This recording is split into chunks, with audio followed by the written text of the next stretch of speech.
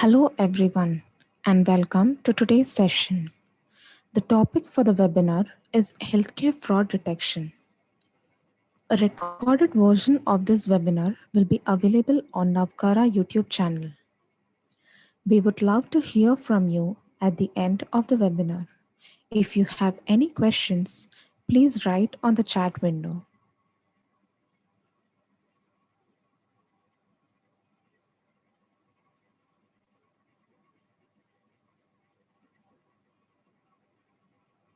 This webinar is hosted by Navkara Consulting.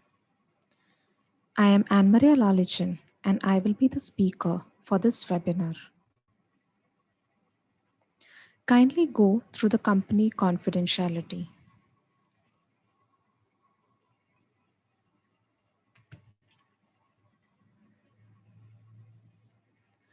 Navkara is a leading global consulting company that is specialized in digital transformation. We serve clients across spectrums of industries, including healthcare, public sector, federal, and commercial. From this presentation, you will understand the following. What is healthcare fraud? Features in the datasets, exploratory data analysis, that is EDA, using ML models to detect fraud cases, and the demo.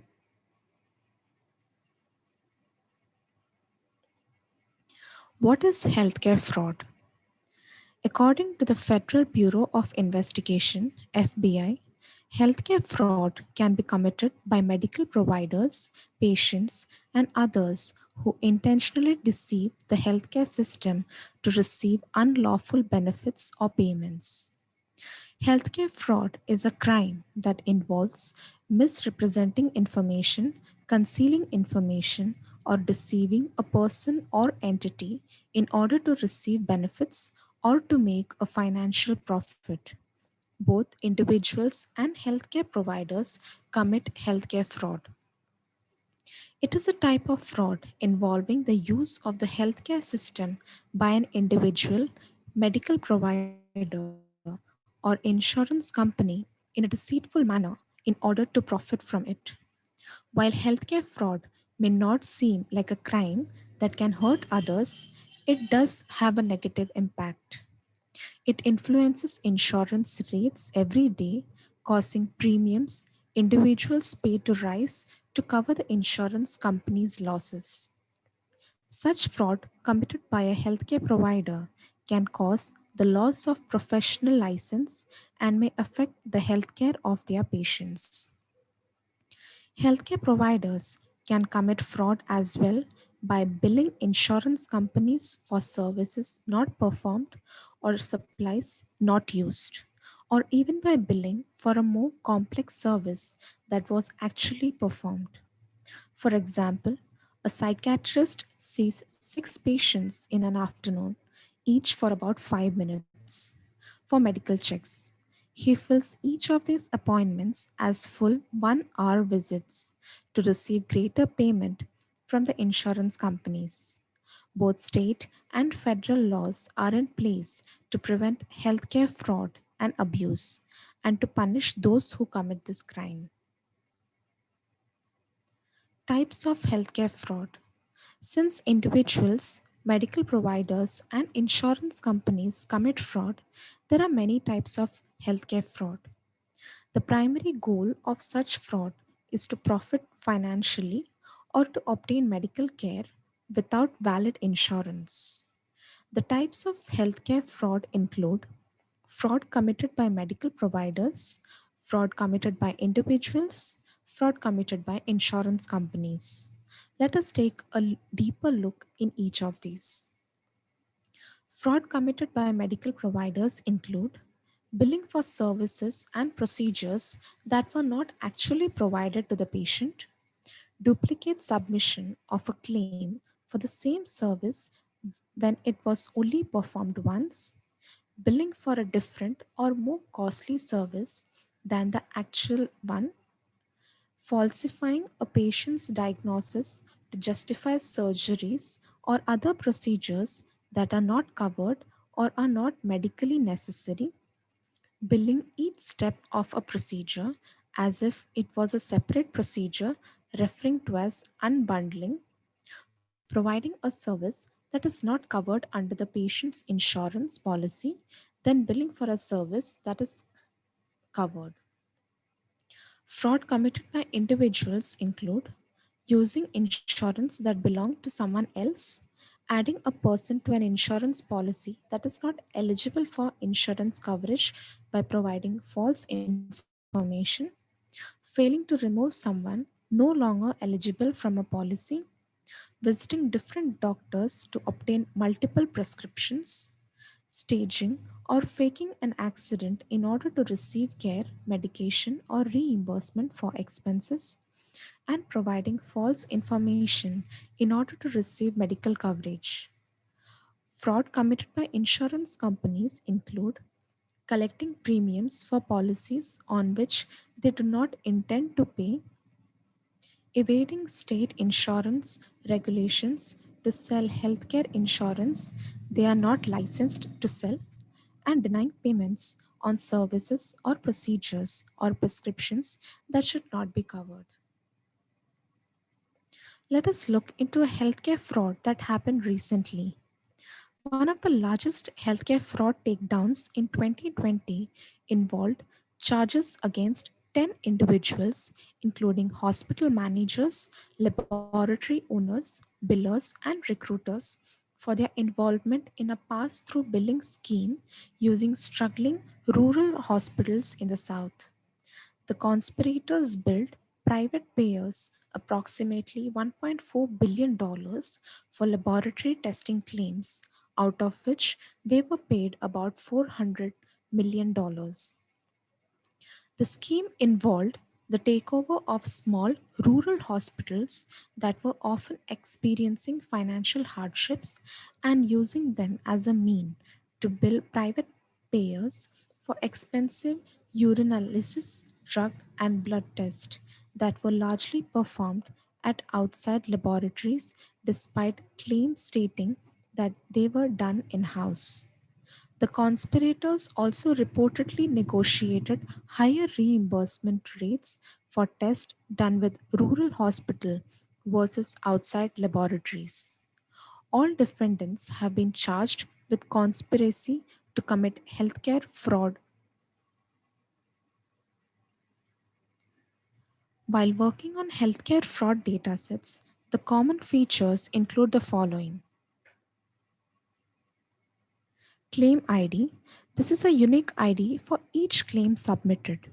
Beneficiary ID contains unique ID of the beneficiaries registered for insurance scheme. Attending physician is the column that contains the ID of the physician who attended the patient. Similarly, operating physician include columns containing the ID of the physician who operated on the patient. Claim diagnosis code contain diagnosis code that are performed on the patient by providers. Claim procedure codes contain procedure codes that the patient has undergone. Provider is the unique ID of the healthcare providers. Insurance claim amount reimbursed is the total amount paid to the claimant after settlement. Claim start date and claim end date.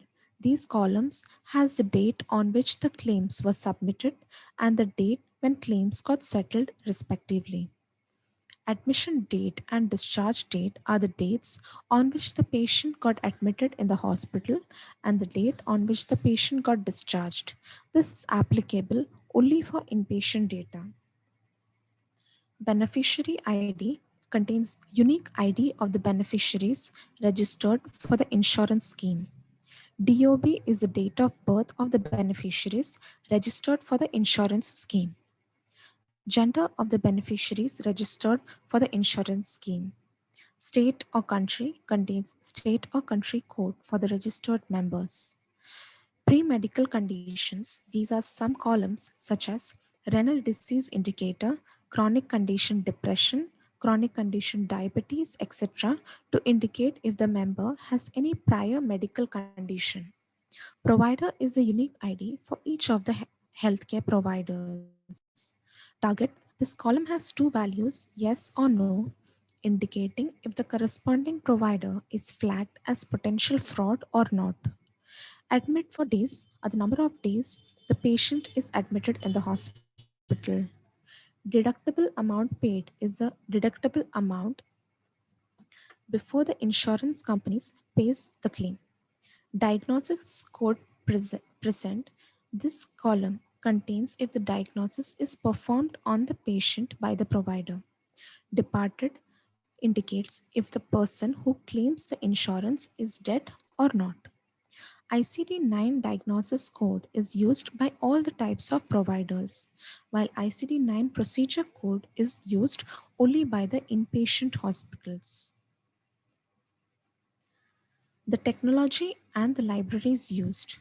Basically, the technology used was Google Colab for initial analysis and PyCharm for, for the web app. The reason for using Google Colab is it has pre-installed libraries.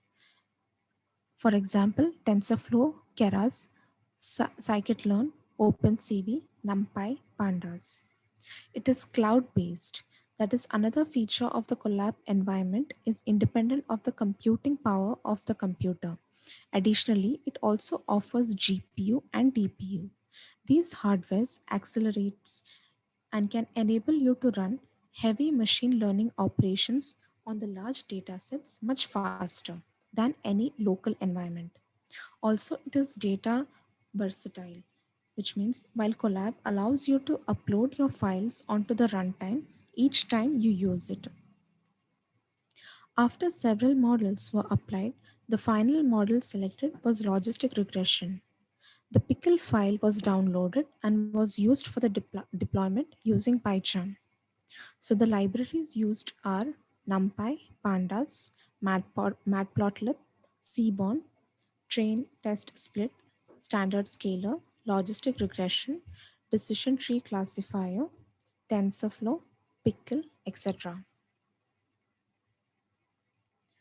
EDA. Now, what is EDA? It is an unavoidable and one of the major steps to fine-tune the given data in different form of analysis to understand the insights of the key characteristic of various entities of the data like columns, rows by applying pandas, numpy, statistical method and data visualization packages. Why is EDA done? EDA is done to understand the given dataset and clean the given dataset. It gives a clear picture of the features and the relationship between them, providing guidelines for essential variables and removing non-essential variables, handling missing values or human error, identifying outliers. EDA process would be maximizing insight of a dataset. This is a bar graph displaying the fraud and non-fraud cases in the whole dataset. This graph shows the state-wise distribution of beneficiary from each state. This shows the percentage of beneficiaries based on their race, and the graph here displays the number of beneficiaries based on the gender, where 1 represents male and 2 represents female. This is a heat map. Now, what is a heat map? Heat map is defined as a graphical representation of data using colors to visualize the value of the matrix. Heat map in Seaborn can be plotted by using the seaborn.heatmap function. This heat map here shows the correlation between features. From the scale, it is clear that the white shows high correlation and the dark color shows low correlation.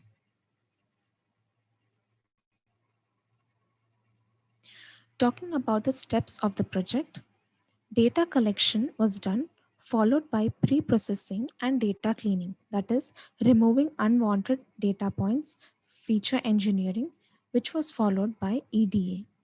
Later, the data is analyzed and different models were applied, after which the result is compared. Then the project is done on Flask web app using PyCharm. Now I'll be showing the demo of the project.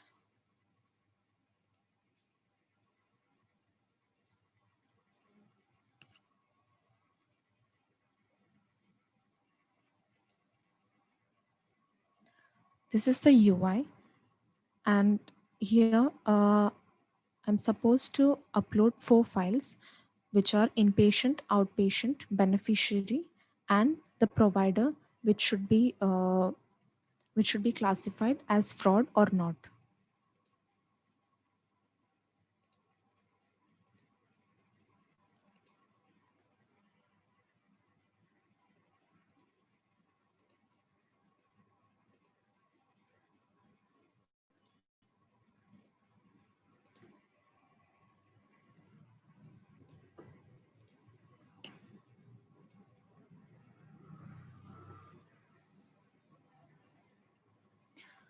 So after running, here we can see the provider ID with the prediction saying if this provider ID is fraud or not.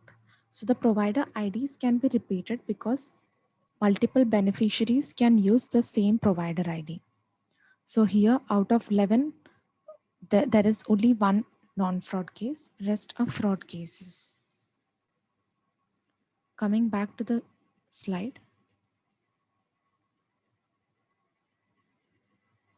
if you have any doubt related to this webinar, kindly mail at info@navkara.com. Here I complete my presentation and I hope you have understood the basic concepts. Thank you for being such a wonderful audience.